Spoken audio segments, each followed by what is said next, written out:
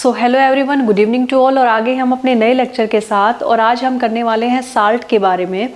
इससे पहले 10th class का सेकंड चैप्टर जो है एसिड बेस एंड साल्ट, उसमें हम इंडिकेटर्स के बारे में कर चुके हैं, एसिड बेस की प्रॉपर्टीज़ हम डिटेल में कर चुके हैं, कुछ इंटेक्स क्वेश्चंस हमने कर लिए थे और पीएच के बारे में हम कर चुके हैं। आज हम डिटेल में साल्ट के बारे में पढ़ेंगे और कुछ कंपाउंड्स के बारे में जो आपका उनकी प्रॉपर्टीज़ और यूज़ के बारे में हम देखेंगे। तो ये सारे लेक्चर्स अगर आपने नहीं देखे हैं तो आप लिंक आपको डिस्क्रिप्शन बॉक्स में मिल जाएगा, वहाँ जाके आप देख सकते हो। तो स्टार्ट करते हैं आज का lectures. This is Sangeeta and welcome to my YouTube channel science to home. So start today lecture that is salt. यहाँ तक हम कर चुके थे, आपका जो है यहाँ तक मैंने ये इंटेक्स क्वेश्चंस ले लिए थे और अभी ये साल्ट के बारे में है, मोर अबाउट द साल्ट, और कुछ कंपाउंड्स आपको दिए हुए।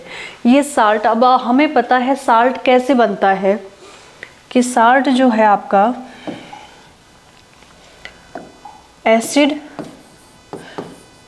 प्लस बेस जो होता है, एसिड और बेस की जब रिएक्शन होती है तो हमें पता है क्या बनता है, साल्ट प्लस वाटर, इतना हमें पता है। और कॉमन रिएक्शन भी हमने बहुत बार की, दैट इज एसिड अगर हम देखें HCl प्लस NaOH,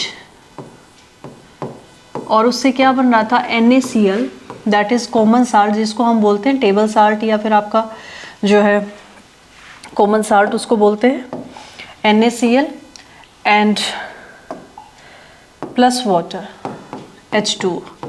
ये कॉमन रिएक्शन भी हमने, लेकिन आपका जो NaCl है वो कॉमन साल्ट है, सिर्फ वही साल्ट नहीं है, ठीक है। वो NaCl है, वही साल्ट नहीं है। साल्ट कोई भी हो सकता है, जो एसिड और बेस की रिएक्शन से बना है वो कोई भी साल्ट किसी भी फैमिली का किसी भी तरह का हो सकता है। तो ये जो आपका NaCl भी साल्ट है, और कोई अगर आपका साल्ट एसिड और बेस की रिएक्शन से बना है उसको भी हम साल्ट कहेंगे। तो ये कंपाउंड जो दिए हुए इसमें हम देखेंगे एसिड कौन है उसमें और बेस कौन है, ठीक है, किस तरह से ये बने हैं, तो ये हम देखने वाले हैं। तो पहले ये एक्टिविटी हम कर लेते हैं। अब देखिए, आपका जो है जब भी आप साल्ट और इसके बारे में एसिड और बेस निकालोगे साल्ट के अंदर, तो आपको ध्यान रखना है कि जो साल्ट का फर्स्ट पार्ट होता है वो हमेशा बेस से लिया जाता है, और सेकंड जो पार्ट होता है वो हमेशा एसिड से लिया जाता है। तो हमें ध्यान रखना है फर्स्ट पार्ट हमेशा बेस का होता है। बेस में क्या प्रेजेंट होता है, OH माइनस आयन, यानी कि कोई भी साल्ट प्रेजेंट हो, कोई भी साल्ट प्रेजेंट हो, उसके दो पार्ट होते हैं। फर्स्ट पार्ट जो है वो हमेशा बेस से लिया जाता है, और बेस में क्या होता है, OH माइनस आयन, इतना हमें पता है। सेकंड जो पार्ट है वो हमेशा आपका एसिड से लिया जाता है, और एसिड में क्या प्रेजेंट होता है, H प्लस आयन, ठीक है। अब हम देखते हैं यहाँ कौन से, right the chemical formula of the salt given below. सबसे पहले दिया हुआ है पोटाशियम सल्फेट, तो पहले हम पोटाशियम सल्फेट को लिखते हैं फॉर्मूले में। ये आपका पोटाशियम सल्फेट है K2SO4।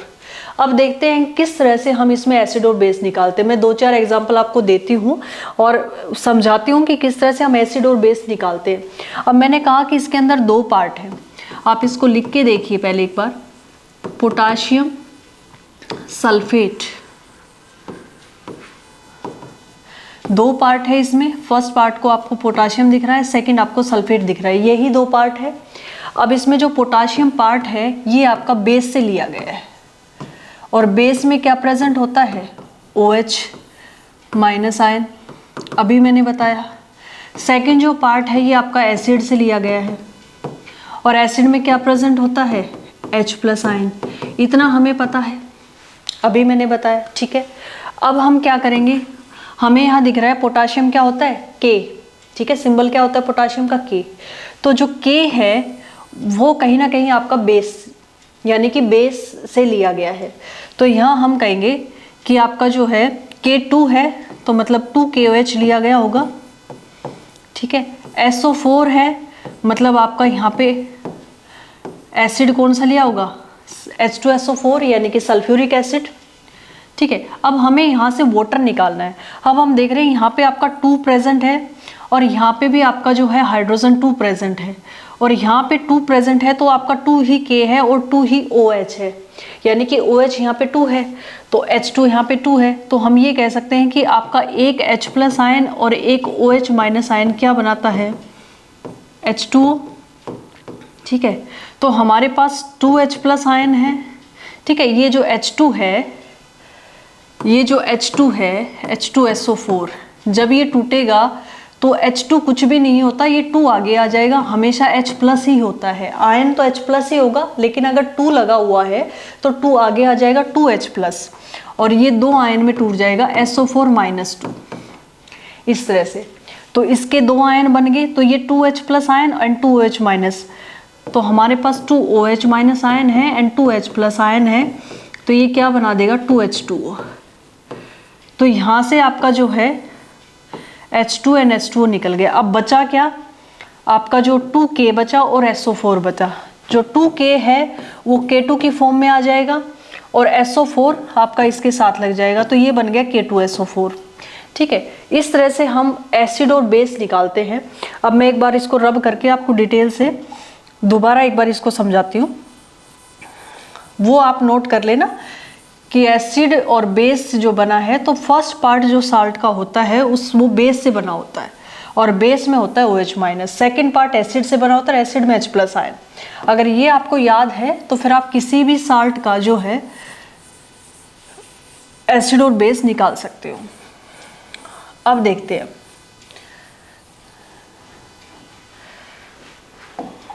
यहाँ देखिए मैं वापस से लिख रही हूँ K2SO4।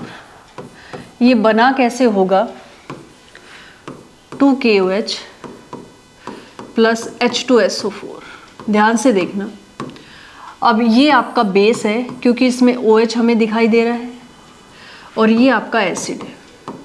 ठीक है, एसिड भी 2 पार्ट में टूटेगा, 2H plus ion and SO4 2 minus ion. ठीक है, एसिड भी 2 पार्ट में टूटेगा, 2H, क्योंकि साल्ट तभी बनता है जब आयंस बनते हैं। ठीक है, तो ये 2H plus ion and SO4 2 minus में। बेस भी 2 आयंस में टूटेगा, 2 आगे K है तो आपका 2K प्लस आयन हो जाएगा। K प्लस ही होता है, H प्लस ही होता है। ठीक है, तो आपका जो अगर अमाउंट ज़्यादा है तो 2 आपका आगे आ जाएगा, तो 2K प्लस आयन, यहाँ पे 2H प्लस आयन हो जाएगा, और आपका जो है अनायन इसमें क्या हो जाएगा 2OH माइनस आयन। ये हमारे पास आ गए। अब 2OH minus ion and 2H plus ion ये दोनों मिलके बना लेंगे वाटर, और कितने मॉलिक्यूल बनेंगे 2H2O। ठीक है, अब यहाँ से जो है आपका 2K प्लस है एंड प्लस SO4 माइनस 2 है।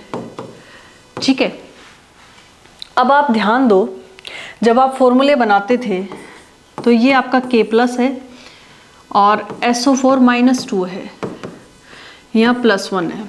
तो हमें पता है जब आप 9th क्लास में आप फॉर्मूले बनाते थे तो आप क्या करते थे, चार्ज हमें इग्नोर कर देना है, चार्ज हमें देखना नहीं है, और जो नंबर है वो एक दूसरे के क्रॉस मल्टीप्लाई बॉटम पे लगा देते हैं। तो यहाँ देखो +1 है, यहाँ -2 है, तो चार्ज तो हमें देखना नहीं। ठीक है, चार्ज हमें नेग्लेक्ट कर देना है। अब यहाँ नंबर 1 है और यहाँ नंबर 2 है, हमें क्या कर देना है, क्रॉस मल्टीप्लाई कर देना है।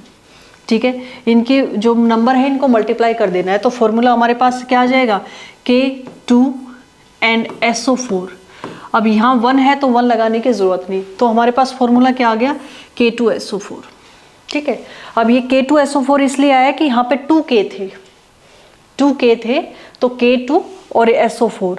तो आपका जो है फॉर्मूला अगर आपको नहीं बनाना आ रहा है तो 9th क्लास में जैसे आपने फॉर्मूला लिया था उसी तरह से, तो आप ये 2K से अगर कंफ्यूज हो रहे हैं तो 2 को आप थोड़ी देर रहने दो। ठीक है, ये अपने आप बैलेंस हो जाएगा जब फॉर्मूला बनेगा। आप सिर्फ चार्ज देखो, यहाँ ऊपर +1 चार्ज है, यहाँ -2 चार्ज है, तो चार्ज को इग्नोर करो एंड जो वैलेंसी है 1 और 2, या जो हम ये कहेंगे आपका जो नंबर है उसको क्रॉस मल्टीप्लाई कर दो, फॉर्मूला एकदम राइट बनेगा, और आपका जो नंबर है आगे 2 या 1 जो भी है आपका अनायन या कटायन के आगे, वो भी आपका बैलेंस हो जाएगा। तो हमारे पास क्या आया, K2SO4। तो K2SO4 यानी कि पोटाशियम सल्फेट में कौन कौन से एसिड है, आपका जो बेस है वो तो KOH है, ये आपका बेस है, और एसिड है वो क्या है, सल्फ्यूरिक एसिड है। तो हमें तो पता लग गया कि पोटाशियम सल्फेट में जो है सल्फ्यूरिक एसिड प्रेजेंट है एसिड, और आपका जो बेस है वो KOH प्रेजेंट है। और सल्फ्यूरिक एसिड आपका स्ट्रॉन्ग एसिड है और आपका जो KOH है वो भी आपका स्ट्रॉन्ग बेस है। तो यहाँ पे ये स्ट्रॉन्ग एसिड और स्ट्रॉन्ग बेस मिले हैं, तब इन्होंने साल्ट बनाया है पोटाशियम सल्फेट।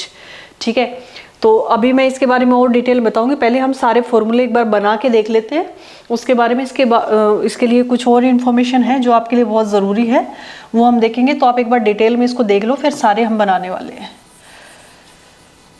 अब देखिए सेकंड, अभी आप इसको फटाफट से बना सकते हो। सारे फॉर्मूले एक बार हम लिख लेते हैं और उसमें एसिड और बेस मैंने डिटेल में एक बार आपको बता दिया एक एग्जांपल लेके, सभी का ऐसा होगा। ठीक है, तो एसिड और बेस कैसे बनेंगे? पोटाशियम सल्फेट हमने कर लिया। सेकंड है सोडियम सल्फेट। तो सोडियम सल्फेट होता है Na2SO4, सेम एग्जांपल जैसे K2SO4 में था ऐसा ही है। तो इसमें जो है एसिड अगर मैं बात करूं और बेस अगर मैं बात करूं, ठीक है, तो मैं इसको, क्योंकि आपका जो फर्स्ट पार्ट है वो बेस का ही होता है, तो मैं पहले बेस ही लिख देती हूँ ताकि आपको कंफ्यूजन ना हो। फर्स्ट पार्ट आपका जो है हमेशा नाम के अंदर ही सोडियम जो है वो बेस का ही है। तो सोडियम अगर बेस का है तो बेस में क्या होता है, Na2 है तो 2 NaOH होंगे वो, ठीक है, प्लस एसिड आपका SO4 ही है पीछे तो H2SO4 ही होगा। वो ये 2OH और 2H2O से क्या बनेगा, ये आपका 2 आयन देंगे, एक तो आपका Na प्लस 2 Na प्लस देगा एंड 2OH माइनस देगा, ये भी आपका 2 आयन देंगे, ये आपका 2H प्लस देगा एंड ये आपका SO4 2 माइनस देगा। तो 2OH एंड 2H प्लस आपका 2H2O बना देंगे। ठीक है, और यहाँ आपका जो है Na plus and SO4 minus 2 जो बनेगा वो आपका क्या बन जाएगा, चार्ज हमें इग्नोर कर देना है। ठीक है, और जो नंबर लगाओगे तो क्या बनेगा Na2SO4। ठीक है, यहाँ पे अमाउंट 2 Na था तो Na2SO4 बन जाएगा। आप डायरेक्ट भी लिख सकते हो क्योंकि 2 Na है, यहाँ पे SO4 अकेला है, चार्ज भी अगर ना देखो तो भी आपका हो सकता है। यहाँ 2 Na प्लस है और यहाँ SO4 आपका जो है चार्ज अगर ना देखो तो -2, चार्ज को इग्नोर करो तो भी आपका क्या बनेगा, Na ये जो 2 है ये नीचे आ जाएगा Na2SO4। तो इस तरह से सोडियम सल्फेट, तो सोडियम सल्फेट में बेस कौन हुआ, सोडियम से रिलेटेड यानी कि सोडियम हाइड्रोक्साइड NaOH। ठीक है, और आपका एसिड कौन हुआ, क्योंकि पीछे सल्फेट है तो फिर H2SO4 सल्फ्यूरिक एसिड से आएगा SO4, तो आपका सल्फ्यूरिक एसिड यहाँ पे क्या हुआ, एसिड। तो हम ये कहेंगे कि यहाँ पे भी आपका NaOH स्ट्रॉन्ग बेस है और आपका जो है सल्फ्यूरिक एसिड वो स्ट्रॉन्ग एसिड है। तो याद रखो हमेशा स्ट्रॉन्ग एसिड और स्ट्रॉन्ग बेस जब मिलते हैं तो हमेशा उनकी जो pH होती है वो 7 ही आते हैं, वो न्यूट्रल साल्ट बनाते हैं। तो आपके HCl है, H2SO4 है, HNO3 है, ये सब स्ट्रॉन्ग एसिड है। ठीक है, NaOH है, KOH है, मैग्नीशियम हाइड्रोक्साइड है।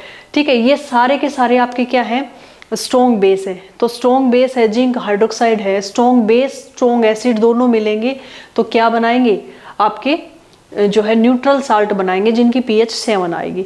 अगर कोई स्ट्रॉन्ग एसिड है, वीक बेस है, जैसे अमोनियम हाइड्रोक्साइड वीक बेस है, कॉपर हाइड्रोक्साइड वीक बेस है, तो वीक अगर बेस हुआ और स्ट्रॉन्ग एसिड हुआ तो स्ट्रॉन्ग का इफेक्ट आएगा, तो हमेशा वो साल्ट एसिडिक के फॉर्म में जाएगा क्योंकि स्ट्रॉन्ग एसिड है। अगर आपका जो है उसकी pH लेस देन 7 होगी। अगर आपका कोई भी स्ट्रॉन्ग बेस है और वीक एसिड है, तो अब एसिड तो वीक है, वीक का तो साथ कौन रहेगा, कोई भी नहीं रहेगा, स्ट्रॉन्ग के साथ जाएंगे।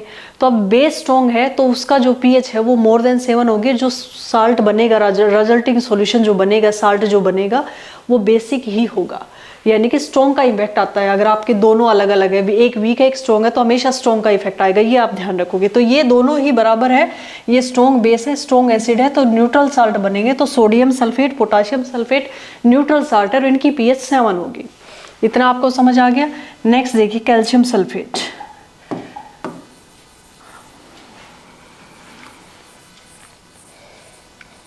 कैल्शियम सल्फेट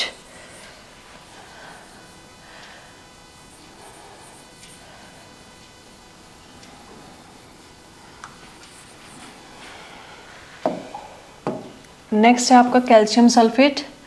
तो कैल्शियम सल्फेट होता है CaSO4। अब हमें पता है इसमें जो फर्स्ट पार्ट है वो हमेशा बेस से आता है और सेकंड पार्ट किससे आता है, एसिड से। तो यहाँ मैं लिखूँगी बेस और यहाँ लिखूँगी एसिड। तो इसमें बेस कौन होगा, कैल्शियम से रिलेटेड, तो कैल्शियम हाइड्रोक्साइड होता है बेस, जिसमें OH भी और कैल्शियम भी, तो कैल्शियम हाइड्रोक्साइड बनेगा। एंड एसिड यहाँ पे आपका सल्फेट है तो सल्फ्यूरिक एसिड ही रहेगा। ठीक है, कैल्शियम हाइड्रोक्साइड भी आपका क्या है, कैल्शियम हाइड्रोक्साइड भी स्ट्रॉन्ग बेस में ही आएगा और आपका जो सल्फ्यूरिक एसिड है वो भी किस में आएगा, स्ट्रॉन्ग एसिड में आएगा। तो यहाँ पे भी जो pH है इसके 7 ही आएगी और ये न्यूट्रल साल्ट बनाएगा, तो कैल्शियम सल्फेट बन गया ये इस तरह से। तो यहाँ पे बेस ही होगा, एसिड वो होगा। नेक्स्ट देखिए मैग्नीशियम सल्फेट। तो मैग्नीशियम सल्फेट होता है MgSO4 और इसमें बेस प्रेजेंट होगा एंड एसिड जो प्रेजेंट होगा वो हम देखेंगे। बेस आपका मैग्नीशियम हाइड्रोक्साइड से आएगा तो MgOH ट्वाइस और एसिड आपका क्योंकि सल्फेट ही है तो H2SO4 ही रहेगा। ये भी आपका न्यूट्रल ही होगा क्योंकि इसकी pH भी 7 आएगी, क्योंकि मैग्नीशियम हाइड्रोक्साइड जो है वो भी हम क्या कहेंगे स्ट्रॉन्ग में ही आता है और आपका जो है सल्फ्यूरिक एसिड भी स्ट्रॉन्ग में है, तो इनकी जो pH है वो आपका 7 में ही रहेगी, न्यूट्रल ही आएगा। उसके बाद कॉपर सल्फेट। कॉपर सल्फेट आपका होता है CuSO4, तो इसमें कॉपर हाइड्रोक्साइड रहेगा। ठीक है, ये आपका वीक बेस है, वीक बेस होता है कॉपर हाइड्रोक्साइड। ठीक है, और सल्फेट है पीछे तो एसिड आपका क्या रहेगा, H2SO4 ही रहेगा। तो क्योंकि ये स्ट्रॉन्ग एसिड है, स्ट्रॉन्ग एसिड है तो इसी का इफेक्ट रहेगा। तो हम ये कहेंगे कि जो कॉपर सल्फेट है ये एसिडिक होता है। ठीक है, और इसकी जो pH है वो लेस देन 7 आएगी, लेस देन 7, यानी कि pH जो है वो 7 से कम आएगी। जब लेस देन 7 आती तभी तो एसिडिक होगा। ठीक है, 7 पे न्यूट्रल, मोर देन 7 बेसिक। तो जिसका इफेक्ट ज़्यादा है यानी कि जो स्ट्रॉन्ग है उसी का इफेक्ट रहेगा। तो यहाँ स्ट्रॉन्ग एसिड है H2SO4, उसी का इफेक्ट रहेगा। तो कॉपर सल्फेट में कॉपर हाइड्रोक्साइड क्या होता है आपका, वीक बेस होता है। तो वीक बेस है इसीलिए आपका क्या रहेगा, वीक का कोई इफेक्ट नहीं आएगा, यानी कि बेस का। स्ट्रॉन्ग एसिड H2SO4 तो स्ट्रॉन्ग का इफेक्ट आएगा, तो ये एसिडिक होगा, इसकी pH लेस देन 7 होगी। बाकी सब न्यूट्रल थे तो pH उनकी क्या आएगी, 7 आएगी, यानी कि न्यूट्रल होगी। अब नेक्स्ट देखिए सोडियम क्लोराइड। ये भी आपका किससे बनता है, ये आपने कर लिया होगा, मैं रब कर रही हूँ इन सबको। अब साथ साथ एक बार देख लिया करो या फिर आप जो है अपने नोट्स बनाते रहो या स्क्रीनशॉट ले लिया करो। यहाँ देखो सोडियम क्लोराइड। अब सोडियम क्लोराइड भी किससे बनता है, NaCl होता है, तो इसमें फर्स्ट पार्ट बेस से आएगा। तो NaOH स्ट्रॉन्ग बेस है एंड Cl। अब देखो यहाँ पे सल्फेट नहीं है तो हमें पता है HCl एक स्ट्रॉन्ग एसिड ही है, तो यहाँ पे आपका फिर HCl, यहाँ पे ये बेस हो गया और एसिड कौन हो जाएगा NaCl में, HCl। ठीक है, तो ये आपका स्ट्रॉन्ग एसिड है एंड ये आपका स्ट्रॉन्ग बेस है। जब स्ट्रॉन्ग एसिड स्ट्रॉन्ग बेस तो फिर NaCl आपका क्या होगा, न्यूट्रल होगा और pH कितनी आएगी, 7 ही आएगी। ठीक है, नेक्स्ट है आपका सोडियम नाइट्रेट। तो सोडियम नाइट्रेट है होता है NaNO3, NaNO3। तो इसमें बेस एंड एसिड, तो बेस यहाँ पे Na से रिलेटेड तो NaOH ही होगा एंड NO3 तो Kn जो है HNO3 जो है आपका स्ट्रॉन्ग, HNO3 आपका स्ट्रॉन्ग एसिड होता है, NaOH स्ट्रॉन्ग बेस होता है। तो यहाँ पे भी आपका जो है HNO3 सॉरी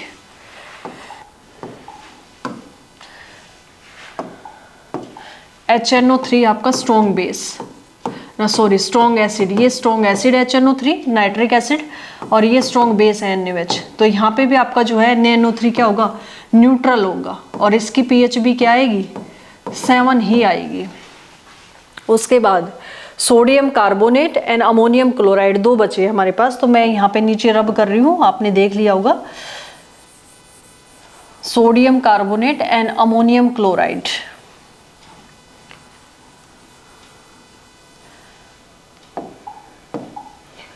सोडियम कार्बोनेट आपका होगा Na2CO3। ठीक है, और इसके अंदर अगर मैं बात करूं बेस और एसिड, तो बेस यहाँ पे क्या हो जाएगा NaOH, यानी कि 2NaOH मैं लिख रही हूँ, आप खाली NaOH भी, क्योंकि हम रिएक्शन नहीं कर रहे, 2NaOH भी लिख सकते हो, खाली NaOH भी लिख सकते हो आप, 2 नहीं भी लगाओ तो आपको तो बेस नाम बताना है उसका, ठीक है। अगर आप उसको रिएक्ट करा के देख रहे हो तो फिर उसको बैलेंस करोगे आप। तो 2NaOH और साथ में आपका क्या है, एसिड जो है वो H2CO3 है, इसको बोलते हैं कार्बोनिक एसिड, कार्बोनिक एसिड, और ये एक वीक एसिड होता है, ठीक है, वीक एसिड है ये, ठीक है। एसिटिक एसिड CH3COH वो भी आपका वीक एसिड होता है, H2CO3 कार्बोनिक एसिड ये भी वीक एसिड है। ऐसे ही आपका बेस जो है कॉपर हाइड्रोक्साइड भी वीक बेस होता है, और अमोनियम हाइड्रोक्साइड NH4OH वो भी वीक बेस होता है। तो आप बाकी आपके लगभग NaOH KOH जो हम यूज करते हैं, HNO3 H2SO4 वो सब आपके क्या है, स्ट्रॉन्ग एसिड स्ट्रॉन्ग बेस होते हैं जो कॉमनली यूज होते हैं। वीक का आप ध्यान रखोगे थोड़ा सा। तो यहाँ पे कार्बोनिक एसिड वीक एसिड है और ये आपका स्ट्रॉन्ग बेस है, ठीक है। तो जो स्ट्रॉन्ग है उसी का इफेक्ट रहेगा। तो हम ये कहेंगे जो सोडियम कार्बोनेट है ये बेसिक होगा, ठीक है, और इसकी जो pH है वो मोर देन 7 होगी, मोर देन 7, ठीक है, मोर देन 7 होगी तभी तो ये बेसिक होगा, क्योंकि स्ट्रॉन्ग बेस है उसी का इफेक्ट आएगा, वीक एसिड का इफेक्ट नहीं आएगा। तो जो स्ट्रॉन्ग होता है उसी का इफेक्ट आता है। तो रिजल्टिंग सॉल्यूशन या साल्ट जो बनेगा वो बेसिक नेचर का होगा। तो यहाँ पे आपका basic nature sodium carbonate basic ही होता है, ठीक है। उसके बाद अमोनियम क्लोराइड, अमोनियम क्लोराइड ये और देख लेते हैं हम।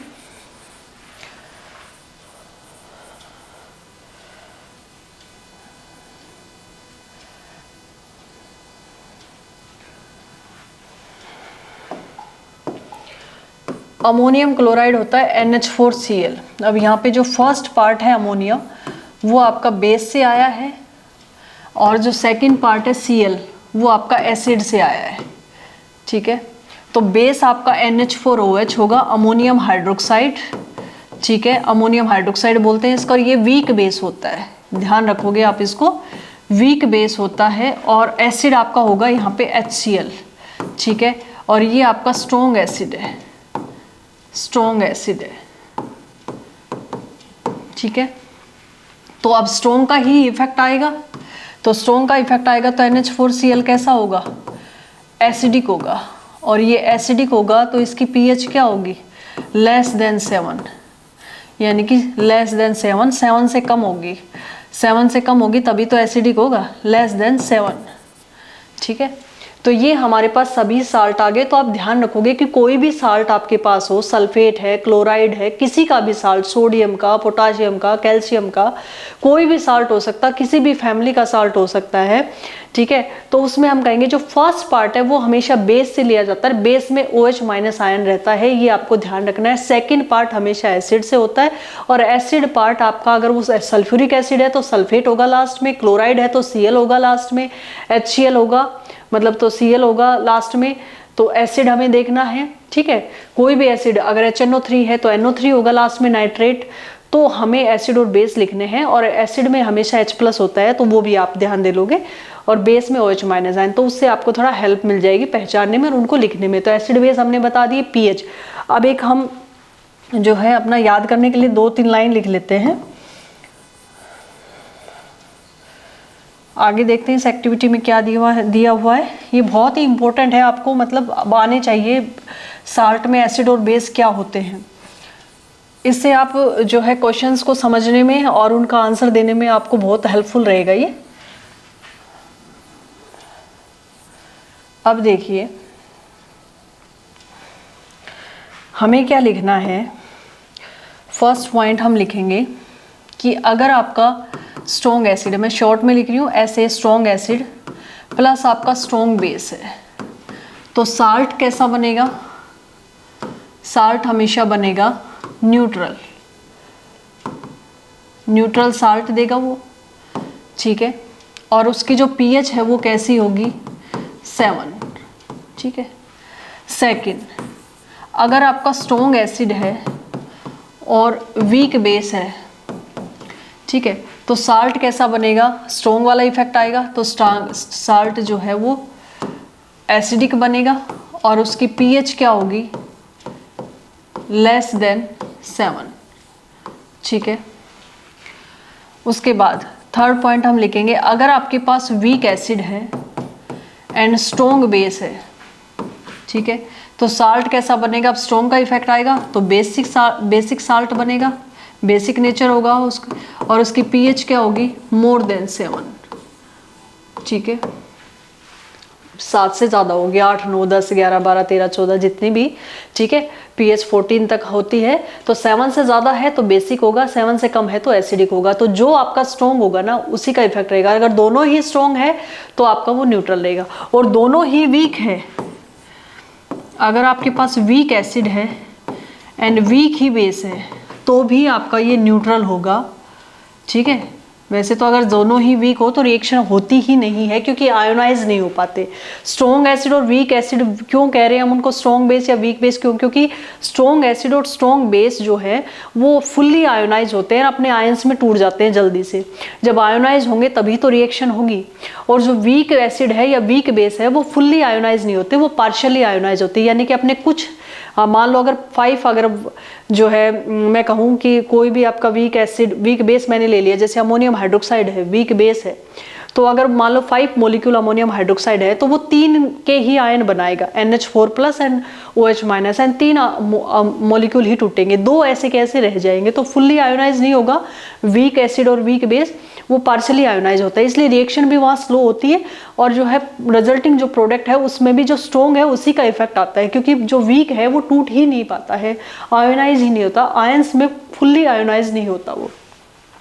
तो ये है न्यूट्रल ही होगा, अगर होता भी है थोड़ा बहुत अगर बनता है, और उसकी जो पीएच है वो आपका इक्वल टू 7 ही होगी, लेकिन ये बनता बहुत कम है। तो आप ध्यान रखोगे, आप कहोगे कि मैडम ने वीक का दोनों का नहीं बताया, तो वीक दोनों हैं तो फुल्ली आयोनाइज नहीं होंगे, अगर थोड़ा बहुत आयोनाइज रहते हैं तो दोनों एक दूसरे को न्यूट्रल कर देंगे और पीएच उनकी 7 ही होगी, क्योंकि दोनों का इफेक्ट सेम है। तो आपको तीनों ये जो है ये ज़्यादा इंपॉर्टेंट है, ये आपको ध्यान रखने, ठीक है। स्ट्रॉन्ग एसिड स्ट्रॉन्ग बेस का, क्योंकि वो फुल्ली आयोनाइज होंगे तो साल्ट बनाएंगे और जल्दी से, और सारे आयंस में टूटेंगे। स्ट्रॉन्ग एसिड है तो यहाँ इसका इफेक्ट रहेगा, ये फुल्ली होगा, ये आपका पार्शली आयोनाइज होगा, इसलिए इसी का इफेक्ट दिखेगा रिजल्टिंग सॉल्यूशन में, यानी कि साल्ट में एसिडिक ही बनेगा वो। अगर दोनों, एक वीक एसिड है स्ट्रॉन्ग बेस है तो इसका इफेक्ट दिखेगा, क्योंकि ये फुल्ली आयोनाइज होगा, ये आपका पार्शली आयोनाइज, ये दोनों आपके जो है दोनों ही पार्शली आयोनाइज है, तो थोड़ा बहुत बनाएंगे साल्ट बनाएंगे, उसमें इफेक्ट न्यूट्रल ही रहेगा। तो ये आपका हो गया all about the salt, basic हमने कर लिया।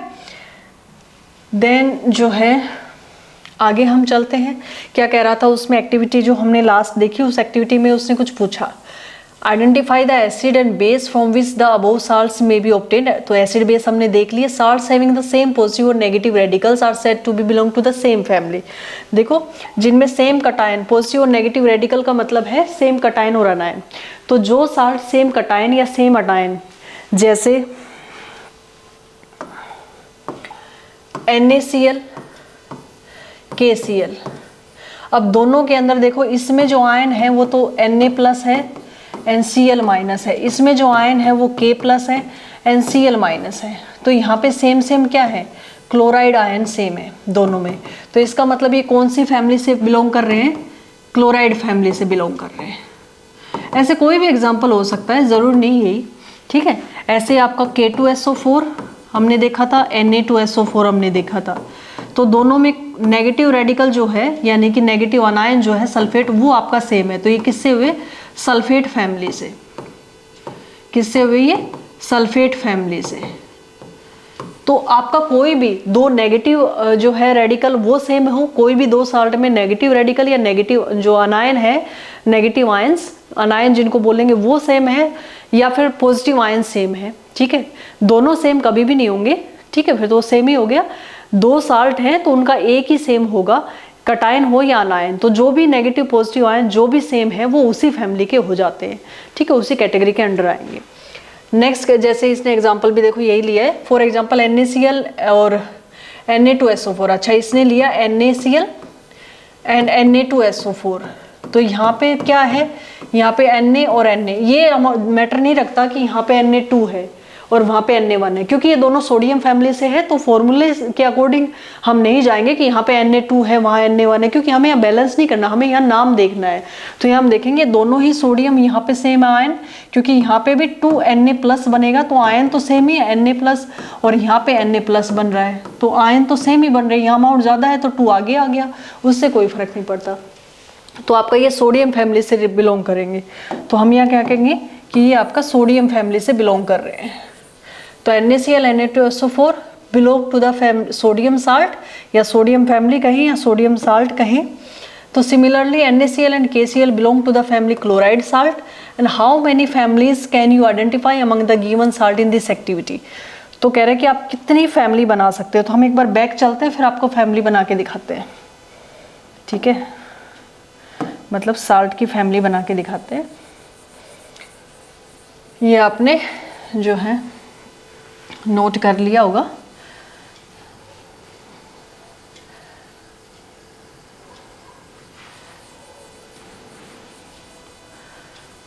तो अभी आप ध्यान से देखना, ठीक है, आपको डिफरेंट बुक में डिफरेंट मिल सकता है, तो कंफ्यूज नहीं होना है।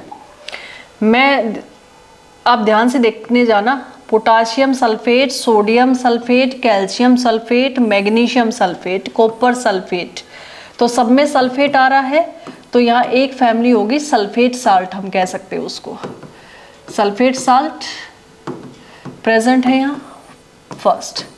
सेकंड हम कहेंगे जो है सोडियम क्लोराइड, अमोनियम क्लोराइड, तो क्लोराइड साल्ट भी यहाँ प्रेजेंट है, क्लोराइड साल्ट प्रेजेंट है यहाँ। थर्ड हम कहेंगे nitrate salt, nitrate salt present है एक ही, लेकिन नाइट्रेट का साल्ट तो प्रेजेंट है, ठीक है, एक भी हो सकता है लेकिन हमें उसका साल्ट तो बताना है ना, नाइट्रेट साल्ट। नेक्स्ट है आपका कार्बोनेट, कार्बोनेट का भी एक ही साल्ट प्रेजेंट है, तो कार्बोनेट भी है यहाँ पे, कार्बोनेट साल्ट प्रेजेंट है, ठीक है। नेक्स्ट हम कहेंगे कि आपका जो है सोडियम, हमें कितने दिख रहे हैं, सोडियम सल्फेट, सोडियम क्लोराइड, तो सोडियम भी हमें दिख रहे हैं, तो सोडियम साल्ट भी हम कह सकते हैं इसको, सोडियम साल्ट, ठीक है, ओके। उसके बाद सोडियम कार्बोनेट में भी है, सोडियम क्लोराइड में भी है, और सोडियम सल्फेट में भी है, तो सोडियम साल्ट हम कह सकते हैं। नाइट्रेट हो गया हमारे पास। उसके बाद जो है, ठीक है, अमोनियम का भी साल्ट प्रेजेंट है, अमोनिया एक ही है लेकिन अमोनियम साल्ट प्रेजेंट है, अमोनियम साल्ट, ठीक है। 7 पोटाशियम का भी साल्ट प्रेजेंट है, अकेला है लेकिन पोटाशियम है, पोटाशियम साल्ट प्रेजेंट है।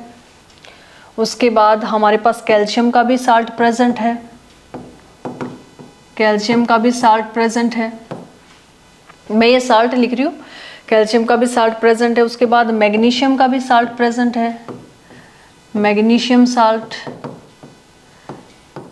मैग्नीशियम का भी साल्ट है। और उसके बाद मेरे पास 10 जो है कॉपर का भी साल्ट प्रेजेंट है, कॉपर का भी साल्ट प्रेजेंट है। तो हम ये कहेंगे कि अगर साल्ट देखें या फैमिली देखें तो 10 फैमिलीज या 10 साल्ट हम इनसे बना सकते हैं। 10 साल्ट मतलब यहाँ प्रेजेंट है, जिसमें आपका सल्फेट साल्ट प्रेजेंट है, क्लोराइड का साल्ट प्रेजेंट है, नाइट्रेट साल्ट प्रेजेंट है, कार्बोनेट साल्ट प्रेजेंट है, सोडियम का साल्ट प्रेजेंट है, अमोनियम साल्ट प्रेजेंट है, पोटाशियम साल्ट प्रेजेंट है, कैल्शियम साल्ट प्रेजेंट है, magnesium salt and copper salt present है। अब किसी किसी बुक में तो आपको ये देखने को मिलेगा, किसी किसी बुक में क्या मिलेगा कि जो सेम कॉमन कटायन कॉमन अनायन है उनको अगर हम देखें तो क्या मिलेगा आपका, potassium sulphate, sodium sulphate, calcium sulphate, magnesium sulphate, तो एक फैमिली तो आपको मिलेगी, ठीक है। ये मैंने साल्ट लिखे, अब मैं फैमिली लिखती हूँ, ठीक है। थोड़ा सा डिफरेंस है इसमें, साल्ट तो ये सारे ही है, फैमिली मतलब 2 या 3 कोई एक जैसे हो उनको लिखना जिसमें सेम कॉमन कटायन या अनायन है। साल्ट आप सारे लिख सकते हो, साल्ट तो सभी हैं, कार्बोनेट का भी साल्ट है, नाइट्रेट का भी साल्ट, तो ये सारे हैं। बट फैमिलीज जब 2 या 3 जो साल्ट हैं उनका कटायन या अनायन सेम हो, उनको हम फैमिली में इंक्लूड करेंगे। और ये जो सल्फेट क्लोराइड है, ये नाइट्रेट, ये साल्ट में भी आ सकते हैं, फैमिली में भी आ सकते हैं। तो यहाँ देखिए आप जो है potassium sulphate, sodium sulphate, calcium sulphate, magnesium sulphate, copper sulphate, ठीक है। तो एक तो सल्फेट फैमिली होगी, सल्फेट फैमिली कहीं या साल्ट कहीं, यहाँ तो एक ही चीज़ है, ठीक है। बट जहाँ सिंगल सिंगल कोई आपका है साल्ट, अमोनियम क्लोराइड सिंगल था तो अमोनियम का साल्ट है वहाँ प्रेजेंट है, और वहाँ क्लोराइड का साल्ट भी हम कह सकते हैं क्योंकि सोडियम क्लोराइड था, अमोनियम क्लोराइड था, तो सिंगल है तो भी हम उसको साल्ट तो कह सकते हैं। नेक्स्ट देखिए आप, सल्फेट का हो गया यहाँ पे, उसके बाद सोडियम सल्फेट, सोडियम क्लोराइड और sodium carbonate.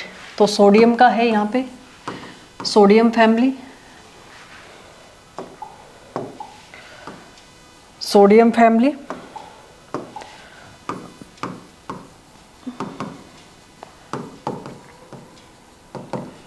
Sodium family. Next देखिए सोडियम क्लोराइड, अमोनियम क्लोराइड,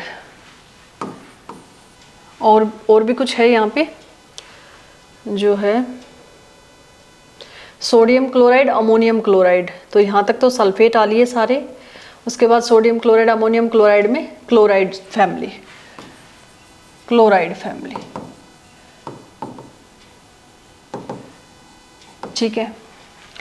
अब देखिए sodium nitrate and sodium carbonate, ये सोडियम फैमिली में ही आ गए, ठीक है। Sodium nitrate and sodium carbonate, ये सोडियम फैमिली में आ गए, जिसमें सोडियम सल्फेट था।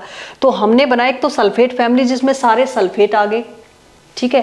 एक बनाया हमने, अब देखो उसमें कैल्शियम सल्फेट भी आ लिया क्योंकि कैल्शियम अकेला है फिर भी आ गया, यहाँ नाइट्रेट अकेला है सोडियम नाइट्रेट, लेकिन फिर भी हमने इसको सोडियम फैमिली में ले लिया। तो कुछ तो आगे सल्फेट फैमिली में, उसमें हमने सब ले लिए, सल्फेट फैमिली में सारे आ गए, ठीक है। जिसमें कोई कटायन अनायन बेशक से सिंगल हो, एक ही बार आया, लेकिन सल्फेट तो आ रहा है ना। तो कुछ आगे सल्फेट फैमिली में, कुछ आगे sodium chloride, sodium carbonate, sodium nitrate sodium family में, और सोडियम क्लोराइड, अमोनियम क्लोराइड आगे क्लोराइड फैमिली में। तो यहाँ पे फैमिली 3 ही बनी। कितनी फैमिली बनी? 3 ही फैमिली इनसे हम बना सकते हैं जहाँ पे कॉमन आनायन या कॉमन कटायन प्रेजेंट है, ठीक है। उसमें हमने वो नहीं लिए जो सिंगल कटायन या सिंगल अनायन है। और साल्ट में हम सिंगल कटायन सिंगल अनायन को भी इंक्लूड कर सकते हैं। तो 10 साल्ट्स आप यहाँ बना सकते हो। 10 साल्ट्स यहाँ है, जिसमें अमोनियम साल्ट भी यूज कर सकते हो, पोटाशियम, कैल्शियम सब साल्ट आप यूज कर सकते हो। तो 10 साल्ट्स यहाँ प्रेजेंट है, तो दोनों ही सही हैं, ठीक है। तो आपका जो अगर फैमिलीज के बारे में अगर पूछा है तो sulphate family, sodium family, chloride family, 3 family इनसे हम बना सकते हैं। तो इसका जो आंसर था वो फैमिली का था, तो 3 फैमिली। और साल्ट अगर पूछे तो आपका कितना हो जाएगा? साल्ट कितना है?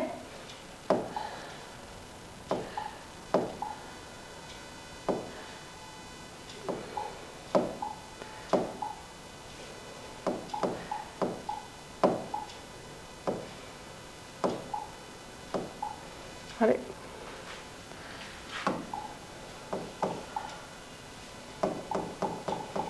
सॉरी, ये रहा, ठीक है। तो इससे नेक्स्ट हमें चलना था। तो ये पहना, how many families can you identify from the given salts. तो जितने भी साल्ट गिवन है, तो साल्ट तो हमें ये जितने भी गिवन थे, ठीक है, उनको आप अलग अलग गिनो। सेम साल्ट तो हमारे पास 10 थे और फैमिलीज हम उनमें से 3 बना सकते हैं, ठीक है। नेक्स्ट देखिए pH of the salts, collect the following sample. ये सेम वही आपका जो है आ गया, लेकिन फिर भी हम इसको एक बार देख लेते हैं। ये देखिए sodium chloride, potassium nitrate, aluminium chloride, zinc sulphate, copper sulphate, sodium acetate, sodium carbonate, sodium hydrogen carbonate, some other salts available can also be taken. Check their solubility in water. Use distilled water only. Check the action of these solutions on litmus and find the pH. Using a pH paper, which of the salts are acidic, basic or neutral? Identify the salts, acid or base used to form the salt and report your observation in table 2.4. ठीक है, तो हम इस table को फटाफट से जो है फिल कर लेते हैं। सबसे पहले देखिए सोडियम क्लोराइड, तो NaCl साल्ट है, ठीक है, और उसमें जो है pH जो है इसकी 7 ही होगी। और एसिड इसमें क्या था? HCl था। और बेस इसमें क्या है? ये मैं आपको सब बता के आई हूँ, तो फिर हम अब फटाफट से जितना हमसे हो पाता है इस एक्टिविटी को भी हम देख लेते हैं। ठीक है, तो इसमें बेस कौन सा हो जाएगा, NaOH, ये हमारे पास फर्स्ट आ गया। सेकंड देखिए, ये हो गया पोटाशियम नाइट्रेट, तो पोटाशियम नाइट्रेट होता है KNO3। तो यहाँ पे जो है पहले हम लिखते हैं एसिड क्या है इसमें, HNO3, और बेस क्या है इसमें, KOH, तो दोनों ही स्ट्रॉन्ग है, तो pH भी 7 होगी। थर्ड क्या है, एल्यूमिनियम क्लोराइड, तो एल्यूमिनियम क्लोराइड होता है AlCl3, तो यहाँ पे जो है एल्यूमिनियम हाइड्रोक्साइड AlOH थ्राइस, ये भी स्ट्रॉन्ग ही होता है, एंड जो है यहाँ पे HCl, ये आपका 7 ही होगी pH। ठीक है, नेक्स्ट आपका जिंक सल्फेट, तो जिंक सल्फेट आपका होता है ZnSO4, और यहाँ पे H2SO4 इसका एसिड स्ट्रॉन्ग है, एंड जिंक हाइड्रोक्साइड जो है स्ट्रॉन्ग है, तो pH तो 7 ही होगी। फिफ्थ आपका है जो है कॉपर सल्फेट, तो कॉपर सल्फेट होता है CuSO4, और इसमें जो है मैंने ना यहाँ पे एसिड और बेस को उल्टा लिख दिया जिंक वाले में।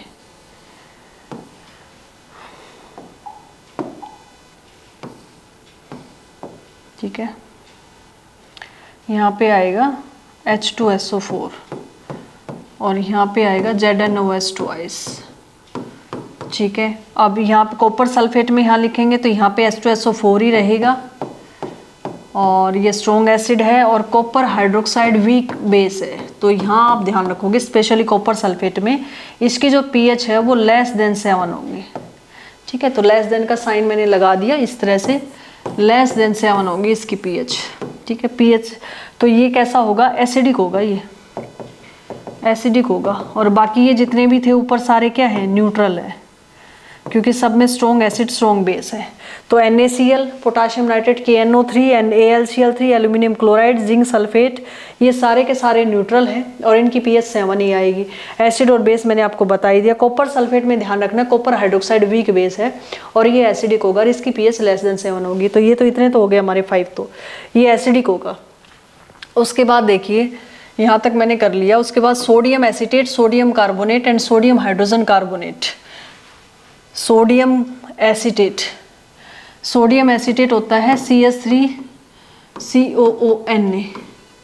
ठीक है, ये पहला ऐसा साल्ट है सोडियम जिसमें Na आपका जो है पीछे आ रहा है। इसमें आप ध्यान रखोगे सोडियम एसीटेट, इसमें जो है एसीटेट आयन आगे रहता है, Na पीछे रहता है। बाकी सभी में ऐसा नहीं है। यहाँ पे क्या है कि जो बेस है, बेस का जो ये कह सकते हैं हम कटायन जो है Na+, वो लास्ट में दी, मतलब फॉर्मूले में लास्ट में है, जो है नाम है वो तो वही है सोडियम एसीटेट, नाम में तो वही है, लेकिन फॉर्मूले में CH3CONA, Na लास्ट में, बाकी किसी में नहीं है। इसको आप ध्यान रखोगे, ये है सोडियम एसीटेट, नाम में तो पहले ही आएगा सोडियम एसीटेट। ठीक है, इसमें एसिड क्या है, CH3COOH, ये वीक एसिड होता है, और इस एसिड का नाम है एसिटिक एसिड। एसिटिक एसिड जो विनेगर में होता है, वीक एसिड है एसिटिक एसिड। ठीक है, तो वीक एसिड है ये, और इस जो बेस है वो होता है इसमें NaOH, वो स्ट्रॉन्ग बेस है। ठीक है, तो स्ट्रॉन्ग का ही इफेक्ट होगा, तो ये हमेशा बेसिक नेचर का होता है। ठीक है, सोडियम एसीटेट बेसिक नेचर का होता है, इसकी जो pH है वो <7 होगी, इसकी जो pH है वो <7 होगी आपकी। ठीक है, तो ध्यान रखोगे बेसिक साल्ट है, <7 pH होगी। वीक जो है एसिड से बना हुआ है, एसिटिक एसिड से, और एसिटिक एसिड जो है वीक एसिड है। ठीक है, और लास्ट में आएगा Na, CH3CONA। तो इसमें अनायन देखो क्या है, एसीटेट अनायन है, CH3CO- अनायन है, और Na+ कटायन है। बाकी सब में ऐसा नहीं होगा, कटायन पहले आता है, इसमें अनायन पहले आ रहा है। ठीक है, ध्यान रखोगे इस चीज को। उसके बाद सोडियम कार्बोनेट, तो सोडियम कार्बोनेट Na2CO3 होता है, ठीक है, Na2CO3 है और इसमें जो है H2CO3 एसिड है, कार्बोनिक एसिड, वीक एसिड है, ठीक है, और बेस है इसमें NaOH, स्ट्रॉन्ग बेस है, तो इसके में भी स्ट्रॉन्ग का इफेक्ट रहेगा और Na2CO3 भी बेसिक ही होगा और इसमें भी pH कैसी है, मोर देन 7, ठीक है, ये आ भी चुका था। और लास्ट एक बचा है आपका सोडियम हाइड्रोजन कार्बोनेट, ये भी बेसिक ही होता है NaHCO3, ठीक है, सोडियम हाइड्रोजन कार्बोनेट कहें या सोडियम बाई कार्बोनेट कहें, दो नाम है इसके, ठीक है। तो इसमें जो है आपका कार्बोनिक एसिड ही H2CO3 कार्बोनिक एसिड ही प्रेजेंट होता है इसमें, कार्बोनिक एसिड, और ये वीक एसिड है, कार्बोनिक एसिड ये वीक एसिड है और प्लस इसमें NaOH होता है, ये स्ट्रॉन्ग बेस है, तो स्ट्रॉन्ग का ही इफेक्ट रहेगा और ये बेसिक होगा, और बेसिक होगा तो pH कैसी होगी, pH होगी मोर देन 7, pH कैसी होगी, मोर देन 7। तो आप ध्यान रखोगे, तो जितने भी है sodium carbonate, sodium hydrogen carbonate, sodium acetate, ये सारे के सारे बेसिक होते हैं, इनकी जो pH है वो मोर देन 7 होती है, ठीक है, क्योंकि इनमें स्ट्रॉन्ग बेस प्रेजेंट होता है, तो बेसिक ही होंगे, ये वीक का इफेक्ट नहीं आएगा। कार्बोनिक एसिड वीक एसिड होता है इनमें, ठीक है। एसीटेट, एसिटिक एसिड भी वीक होता है, तो सोडियम एसीटेट में भी। कॉपर हाइड्रोक्साइड का ध्यान रखोगे, वीक बेस होता है, अमोनियम हाइड्रोक्साइड भी वीक बेस होता है, तो वहाँ पे वो एसिडिक होगा क्योंकि सल्फ्यूरिक एसिड स्ट्रॉन्ग एसिड है, एसिड का इफेक्ट आएगा। तो ये सब हमने इसका जो एसिड बेस बता दिया, न्यूट्रल बता दिया, pH बता दी, और जो है सोल्यूबिलिटी अगर मैं बताऊँ तो सोल्यूबिलिटी, ये सारे साल्ट जितने भी प्रेजेंट है सारे के सारे सोल्यूबल है, सारे के सारे इसमें जो प्रेजेंट है वो सारे सोल्यूबल है। कुछ साल्ट ऐसे होते हैं जो सोल्यूबल नहीं होते, जैसे बेरियम सल्फेट है, सोल्यूबल नहीं होते, PPT बनाता है। ऐसे ही इसमें भी जो सोडियम बाई कार्बोनेट है वो ज़्यादा सोल्यूबल नहीं है, स्प्रैंगली सोल्यूबल है, यानी कि लेकिन ये सारे सोल्यूबल है। अगर इनमें से कोई कम सोल्यूबल है भी तो जैसे जैसे आपका टेम्परेचर बढ़ता है, ठीक है, सॉल्यूशन का अगर टेम्परेचर बढ़ाएंगे, उसको हीट देंगे तो वो सोल्यूबल हो जाता है। तो हम यहाँ पे यही कहेंगे, ऐसे जैसे कैल्शियम सल्फेट है वो आपका कम थोड़ा हल्का सोल्यूबल है, लेकिन जैसे टेम्परेचर बढ़ेगा तो जैसे हीटिंग बढ़ती है तो सोल्यूबिलिटी बढ़ती है हमेशा, ठीक है। तो कुछ आपका अगर साल्ट जो है सोल्यूबल नहीं भी है, ये सारे सोल्यूबल हैं, all are soluble in distilled water, आप यहाँ पे ये कर सकते हो, ठीक है। और जो सोल्यूबल नहीं है, कम सोल्यूबल है, तो हम ये कहेंगे जैसे सोडियम बाइकार्बोनेट कम सोल्यूबल है तो sparingly soluble but in cold water, but जैसे टेम्परेचर बढ़ेगा सोल्यूबल है। तो यहाँ पे तो आप कह सकते हो all are soluble in distilled water, all are soluble,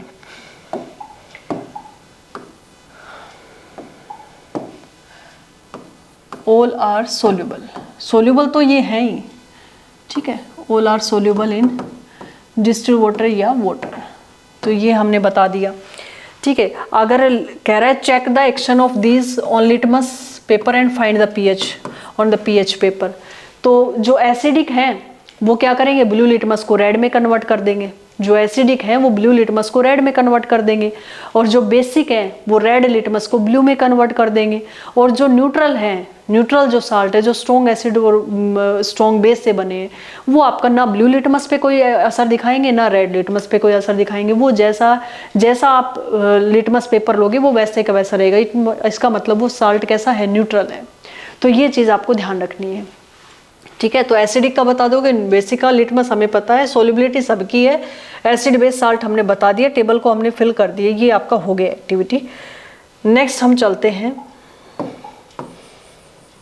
अब आता है मेन तो साल्ट। यहाँ तक तो सिर्फ आपको ये बताने के लिए था कि साल्ट होता क्या है, ठीक है। मेन तो अभी स्टार्ट हुआ है, अभी देखो इसमें आ गया है salt of strong acid and strong base are neutral with pH 7 and on the other hand, ये सारा आ चुका है यहाँ पे।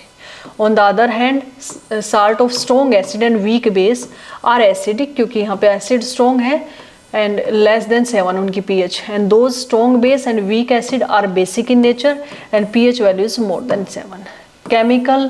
Chemicals from common salt, देखो कॉमन साल्ट किसको बोलते हैं, सोडियम क्लोराइड को, ठीक है। NaCl कॉमन साल्ट है। अब कॉमन साल्ट दो तरह से हमें मिलता है, ठीक है, हमें मिलता है दो तरह से। हम तक कैसे पहुंचता है वो मैं बताती हूँ। ये आपने कर लिया होगा, टेबल को फिल कर लेना आप, मैंने सारा सिखा दिया है किस तरह से हमें करना है। पीएच वीएच सब निकाल लोगे आप। तो कॉमन साल्ट के बारे में पढ़ते हैं। देखो कॉमन साल्ट बना कैसे, ये हम जानते हैं उसके बारे में कि स्ट्रॉन्ग बेस NaOH और HCl स्ट्रॉन्ग एसिड और बन गया common salt, that is NaCl plus H2O। ये तो सबको ही पता है, यही कॉमन साल्ट है आपका। सोडियम क्लोराइड जिसको बोलते हैं, सोडियम क्लोराइड, ठीक है। अब ये हम तक कैसे पहुंचता है, जो कॉमन साल्ट है, साल्ट जो है वो कॉमन साल्ट कहें या साल्ट कहें, ये हमें दो फॉर्म में मिलता है। एक तो आपका सी वाटर से हमें मिल सकता है ये, और एक हमें मिलता है रॉक साल्ट। जो रॉक साल्ट है वो आपका सॉलिड फॉर्म में होता है, ठीक है, सॉलिड डिपोजिट। सी वाटर में अगर प्रेजेंट है तो वो डिजोल्व फॉर्म में होता है, डिजोल्व फॉर्म, ठीक है। यानी कि हम ये कहेंगे कि आपका कोई पॉन्ड हम ऐसा ले या लेक ऐसी ले जिसमें सी वाटर के अंदर बहुत सारा, एक नहीं बहुत सारे साल्ट प्रेजेंट रहते हैं मिक्स, उसमें से NaCl निकाला जाता है, ठीक है, सेपरेट किया जाता है, प्योरीफाई किया जाता है। तो लेक वाटर के अंदर, उस लेक वाटर के अंदर सी वाटर को किसी पॉन्ड में हमने रखा बहुत काफ़ी दिनों के लिए, और सनलाइट की वजह से जो वाटर है वो धीरे धीरे इवेपोरेट हो जाएगा, ठीक है। तो इवेपोरेट हो गया, नीचे जो रह गया वो साल्ट रह गया, उसमें बहुत सारे साल्ट मिक्स है, इम्प्योर है, फिर उसको प्योरीफाई किया जाता है और वहाँ से NaCl प्योरीफाई होकर हमारे पास आता है, ठीक है। सेकंड हमारे पास आया रॉक साल्ट। अब रॉक साल्ट होता है सॉलिड, यानी कि लाखों हजारों थाउजेंड्स ईयर्स पहले वहाँ पे सी वाटर होगा, और सी वाटर धीरे धीरे वो ड्राइड अप हो गया अपने आप, और फिर वो चट्टान के रॉक में बदल गया, मतलब चट्टान में बदल गया। तो उसकी ऐसे जो है, जैसे कोयले की जो माइनिंग होती है वो बिल्कुल सेम इसी तरह से आपका जो है हम उसको डिग करते हैं, निकालते हैं, बिल्कुल आपका जो है रॉक साल्ट उसको हम बोलते हैं। तो बिल्कुल उसकी माइनिंग वैसे ही होती है जैसे कोयले की माइनिंग होती है, यानी कि खदानें होती है उसकी। तो वहाँ से आपका रॉक साल्ट आएगा, वो ब्राउनिश कलर का होता है क्योंकि उसमें इम्प्योरिटीज होती है, उसको प्योर किया जाता है, वहाँ से आपका NaCl हमें मिलता है। और अपनी जो है जो फ्रीडम की स्ट्रगल थी उसमें इसने बहुत इंपॉर्टेंट रोल इसमें प्ले किया। ये आप डायग्राम भी देख रहे हो। तो हम ये कहेंगे जो महात्मा गांधी और उनके फॉलोअर्स थे, ठीक है, उन्होंने एक दांडी मार्च किया था, आपका जो है दांडी मार्च आंदोलन जिसको बोलते हैं। उसमें क्या था कि आपका जो है ब्रिटिश गवर्नमेंट के अगेंस्ट उन्होंने ये मोर्चा खोला था। और वो ब्रिटिश गवर्नमेंट के अगेंस्ट क्यों खोला था, क्योंकि उन्होंने सोडियम क्लोराइड को, जिसको कॉमन साल्ट के जो है टैक्स, मतलब चार्जेस बहुत बढ़ा दिए थे उसके ऊपर, या उसके प्राइस बहुत बढ़ा दिए थे, या तो उस पर गवर्नमेंट ने टैक्स लगा दिया था और कॉमन साल्ट को जो है बहुत महंगा कर दिया था। और जो इंडियन पीपल हैं वो तो आपका साल्ट जो है कुकिंग में यूज़ होता ही है, उसको यूज़ करते हैं। तो उसको जो है रोकने के लिए, उसकी प्राइस ना बढ़ाई, उस चीज़ के लिए उन्होंने मोर्चा खोला था। तो अपनी स्ट्रगल जो है फ्रीडम के लिए थी, उसमें भी इम्पोर्टेंट रोल जो है प्ले कर रहा था सोडियम क्लोराइड। तो यहाँ ये अपना जो है कॉमन साल्ट आया, तो हमें दो तरह से मिलता है, एक तो इवेपोरेशन ऑफ सी वाटर हम कह सकते हैं, और एक mining from the rock salt as from the coal, mining of the coal, यानी कि जैसे आपका माइनिंग होती है कोयले की जो हम कह सकते हैं। तो ये आपका सारा जो है इसमें दिया हुआ है, एक बार पढ़ लेते हैं हम भी, कोई इम्पोर्टेंट पॉइंट जो है मैं आपको बता दूं।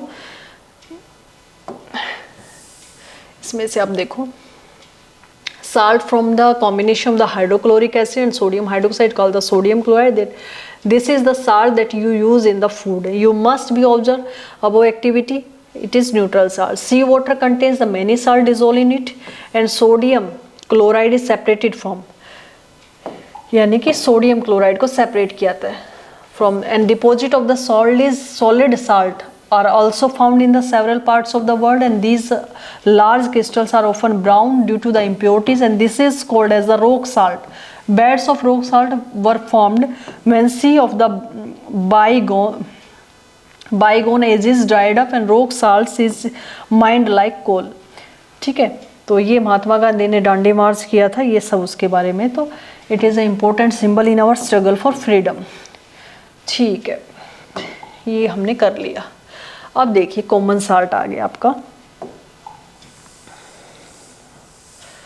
Common salt A raw material for chemicals, ये आप ध्यान रखोगे कि एक तो ये रॉ मटेरियल है, यानी कि रॉ मटेरियल उसको बोलते हैं जो है इनिशियल मटेरियल, यानी कि कोई भी चीज़ अगर बनती है कोई कंपाउंड तो उसका इनिशियल मटेरियल तो हमें चाहिए ना, उसको रॉ मटेरियल बोलते हैं। ठीक है, तो common salts are the important raw material for the various materials daily use such as the sodium. देखो अब 3 कंपाउंड हम पढ़ने वाले हैं जो बहुत इंपॉर्टेंट है, मतलब जो सोडियम क्लोराइड से ही निकलते हैं। एक तो NaOH, ठीक है, एक Na2CO3, ठीक है, और एक NaHCO3, ठीक है। इन तीनों की फॉर्मेशन में रॉ मटेरियल का काम करता है सोडियम क्लोराइड, यानी कि तीनों ही किससे बनेंगे, सोडियम क्लोराइड से। तो सोडियम क्लोराइड रॉ मटेरियल है तीनों के लिए। NaOH sodium hydroxide, Na2CO3 sodium carbonate और NaHCO3 सोडियम बाइकार्बोनेट या सोडियम हाइड्रोजन कार्बोनेट। अभी आगे इनके कॉमन नेम भी आएंगे जो आपको बहुत अच्छे से याद करने हैं, उनकी प्रिपरेशन जो है वो और प्रॉपर्टी और यूज़ हमें करने हैं अच्छे से। अब देखिए सबसे पहले तो आप ये देखिए कॉमन साल्ट का मैं बताती हूँ यूज़ क्या है। यूज़ तो हम देख लें, यूज़ ऑफ NaCl, बहुत सारे यूज़ इसके हैं, इम्पोर्टेंट हैं। फर्स्ट हम कहेंगे एक तो कुकिंग में यूज़ होता है, ठीक है। सेकंड क्या कहेंगे हम, आपका जो है NaCl,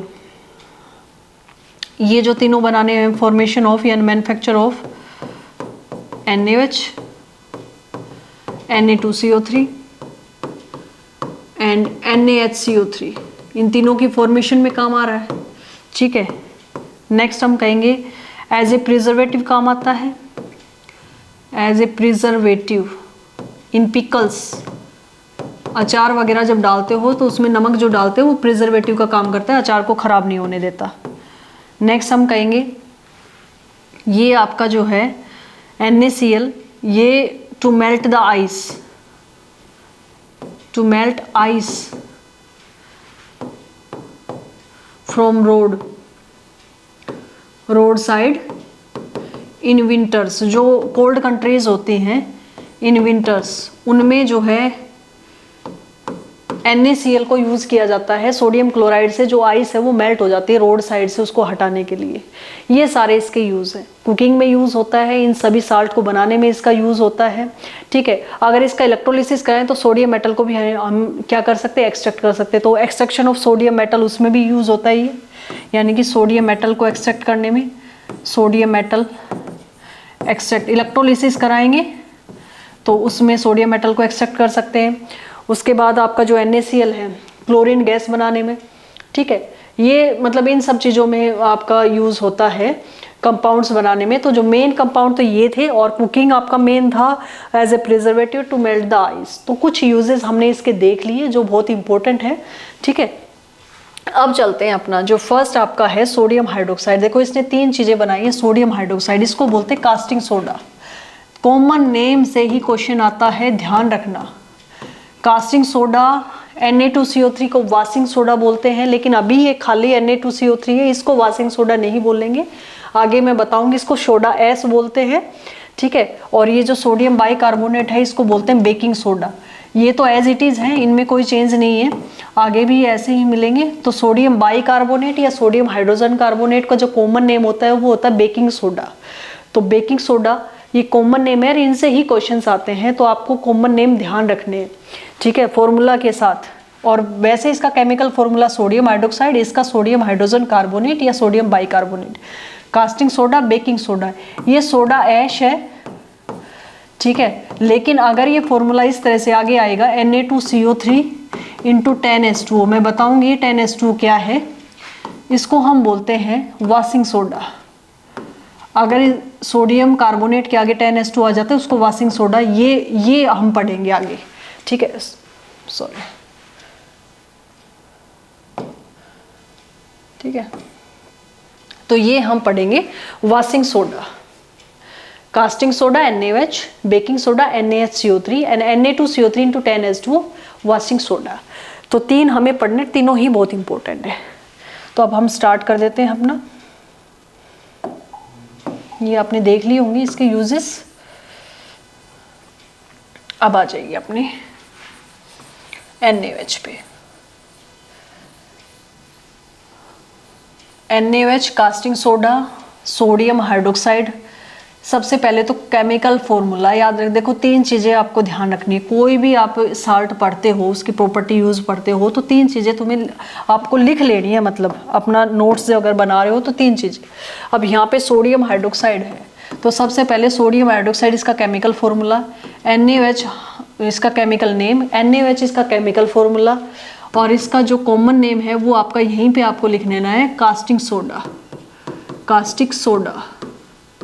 ठीक है, अब देखो ये बनता कैसे है, सोडियम क्लोराइड से ही बनता है।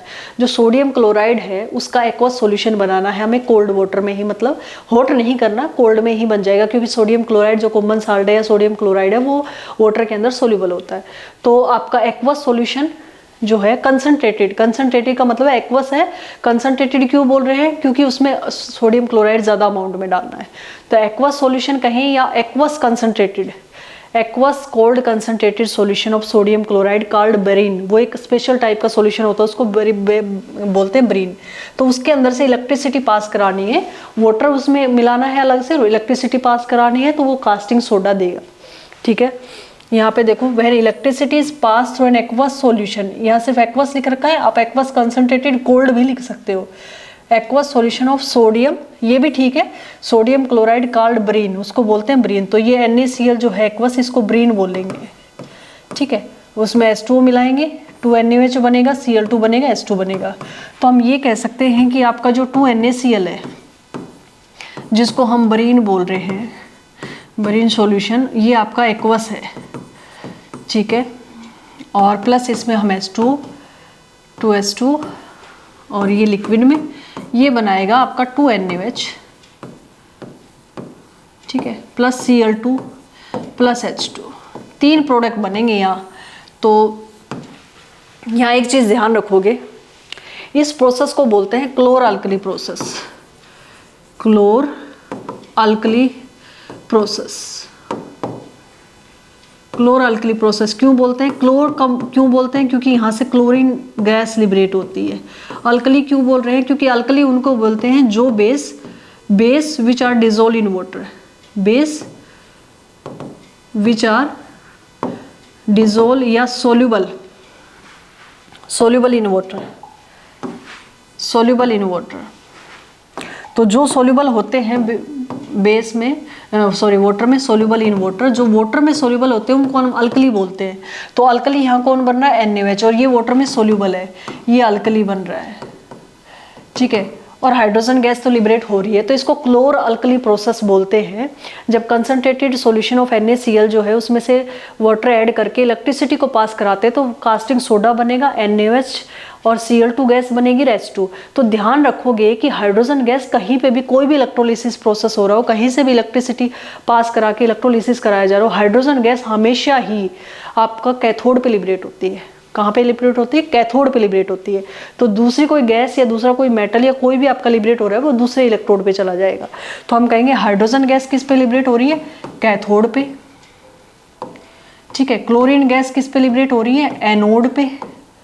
और जो NaOH कहाँ पे है, near cathode, near cathode NaOH बन रहा है। तो इसको क्लोर अल्कली प्रोसेस बोलेंगे, chlor due to the liberation of chlorine, और वो एनोड पे लिबरेट हो रही है, हाइड्रोजन गैस कैथोड पे लिबरेट हो रही है, NaOH जो है कास्टिंग सोडा वो नियर कैथोड बन रहा है। ये 3 चीजें यहाँ ध्यान रखनी है आपको कि क्लोर अल्कली आपका जो है प्रोसेस इसको बोला जाता है। कंसनट्रेटेड NaCl सॉल्यूशन जो है ब्रीन सॉल्यूशन से वो बनता है, इलेक्ट्रिसिटी पास कराई जाती है। इसके बारे में इतना आपको ध्यान रखना है। अब देखिए आगे, ये डायग्राम जो है ये भी आपको बताया गया है। यहाँ पे आपका Cl2 गैस बन गया, H2 गैस।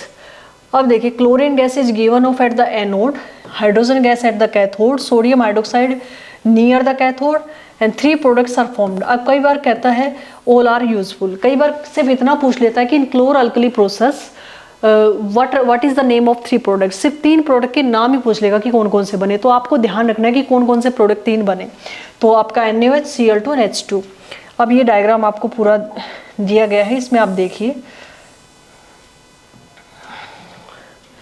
ये देखिए जो सॉल्यूशंस आपका लिया गया था इसके अंदर, यहाँ पे ये एनोड है, ये आपका कैथोड है। तो कैथोड पे आपका हाइड्रोजन गैस लिबरेट हो रही है।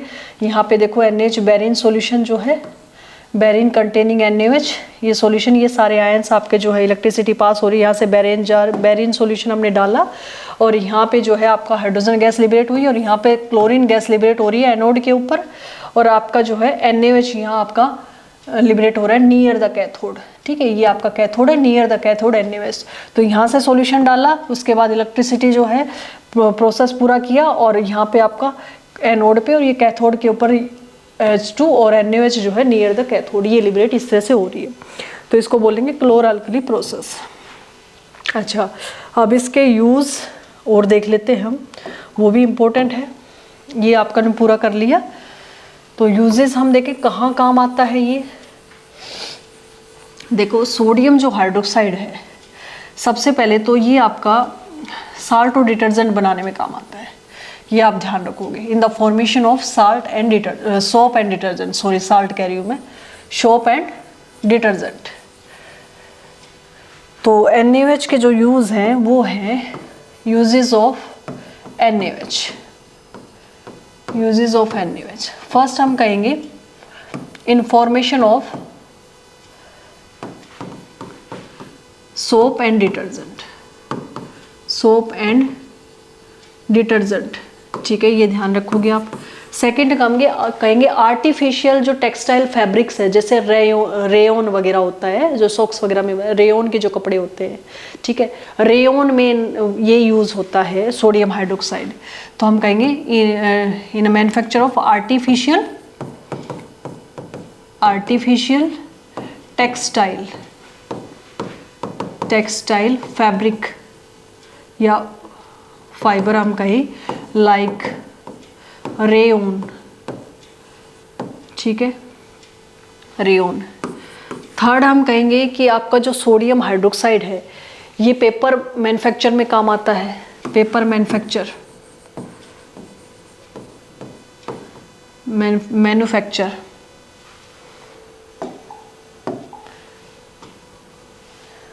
Paper manufacture.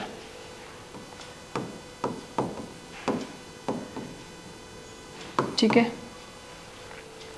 उसके बाद फोर्थ हम कहेंगे कि आपका जो एक ओर होता है एल्यूमिनियम ओर, तो हम कहेंगे to purify bauxite ore. Bauxite, ये आपको 11th में जाके या 11th में 12th में है, bauxite ore. To purify the bauxite ore from which aluminium metal extracted, aluminium metal is extracted. यानी कि आपका एक प्रोसेस होता है, और जो होते हैं और मिनरल जो अर्थ क्रस्ट से निकलते हैं, तो एल्यूमिनियम का एक और होता है बॉक्साइट बोलते हैं उसको। बॉक्साइट जो और होता है वो एल्यूमिनियम का होता है। तो और से मेटल को एक्सट्रैक्ट किया जाता है। ठीक है, और से मेटल। तो मिनरल तो सारे ही होते हैं अर्थ क्रस्ट में, लेकिन जो मिनरल मेटल को एक्सट्रैक्ट कर दे, यानी कि मेटल को प्यूरिफाई करके अलग कर दे, उसको हम और बोल देते हैं। मिनरल तो सारे ही है, लेकिन जो मिनरल, जिस मिनरल से मेटल एक्सट्रैक्ट किया जा सकता है उसको और बोल देते हैं। ठीक है, ये बाद में आएगा आपका डिटेल में 12th क्लास में। तो बॉक्साइट ओर को प्यूरिफाई करने में NaOH का यूज़ होता है, उससे एल्यूमिनियम मेटल को एक्सट्रैक्ट करते हैं। उसके अलावा ये ऑयल रिफाइनिंग में काम आता है, ऑयल रिफाइनिंग में। ठीक है, और डाई या पेंट बनाने में, डाइंग में, ठीक है, पेंट बनाने में, इनके अंदर इसका यूज़ है। तो NaOH के यूज़ आपने देख लिए। सबसे पहले तो आपका soap, detergent, artificial textile, rayon वगैरह में काम आता है। पेपर इंडस्ट्री में जो है टू प्योरीफाई द बॉक्साइट और from which the aluminium metal extracted. और आपका ऑयल रिफाइनिंग में और भी हो सकते हैं, डी ग्रीजिंग द मेटल, यानी कि एक तो होता है ग्रीस करना, एक होता है D greasing the metal, metal को डी ग्रीस करना, उसमें NaOH का यूज़ होता है। ठीक है, उसके ऊपर जो ग्रीस लगी है उसको हटाना, degrease of the metal, उसमें इसका यूज़ है। बहुत सारे यूज़ इसके हो सकते हैं, डाई वगैरह बनाने में यूज़ हो सकता है इसका। तो ये NaOH के यूज़ हो गए।